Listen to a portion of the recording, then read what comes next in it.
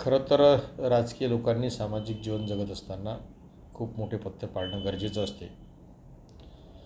परंतु जे काही हिंदुत्ववादी ठेकेदार राजकारणी आहेत ते या पद्धतीनं बुवाबाजी असेल किंवा इतर ढोंगी बाबांच्या किंवा अनिष्ट रूढी परंपरांच्या नादी लागून मग त्यात अनेक बाबी येऊ शकतात. त्यामुळे ही फसगत होत असते आणि ती फसगत जाणीवपूर्वक असेल, स्वतःहून असेल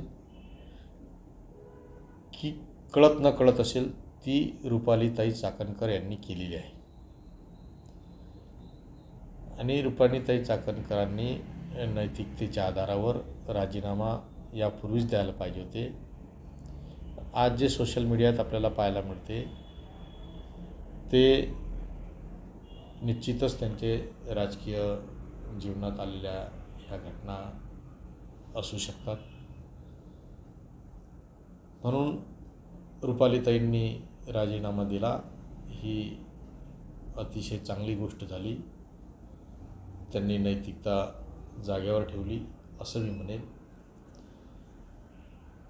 यापुढेही या प्रकरणाला वेगळं वळण लागू शकते. अनेक बळे मासे त्यामध्ये अडकू शकतात.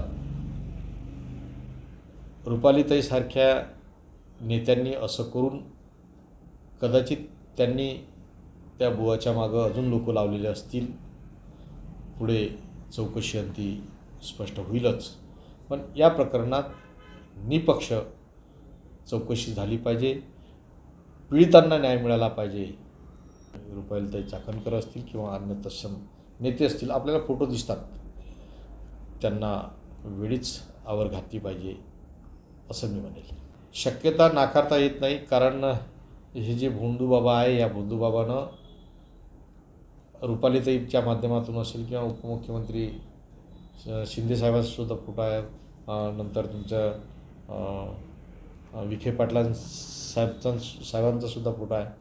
अशा राजकीय पुढाऱ्यांना घेऊन मोठमोठ्या कदाचित यापेक्षा वेगळी लोक त्यांनाही फसवलेलं असेल. ही आता धीरे धीरे निघणार आहेच. पण पुन्हा मी सांगतो की याची चौकशी ही निपक्षपणानं झाली पाहिजे आणि सखोल झाली पाहिजे की जेणेकरून पीडितांनासुद्धा न्याय मिळेल आणि खरं खोटं अजून पुन्हा कोण त्याच्यात अडकलेलं आहे हे सुद्धा बाहेर येईल.